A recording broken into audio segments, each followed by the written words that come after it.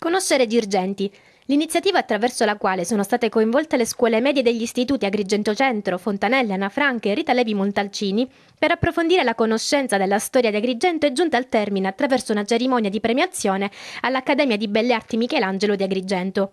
Un progetto culminato con la creazione di illustrazioni, ricerche e approfondimenti sul mondo arabo e in generale sulla storia di Agrigento, che si è svolto attraverso un metodo didattico alternativo, quello delle visite guidate in centro storico, permettendo di stimolare diversamente l'apprendimento di questi giovani oggi più che mai lontani dalla vita quotidiana e ancor più dagli stili di vita di un tempo.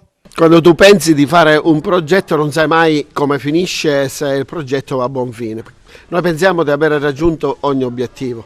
L'obiettivo principale è quello di rendere i ragazzi protagonisti delle emozioni che il centro storico che hanno visitato a loro hanno suscitato. Poi queste emozioni sono state tradotte in elaborati che loro hanno fatto e che oggi abbiamo presentato, e abbiamo capito che i ragazzi ci hanno studiato sopra e che noi, che è questo quello che volevamo stimolare in loro un approfondimento nello studio del centro storico.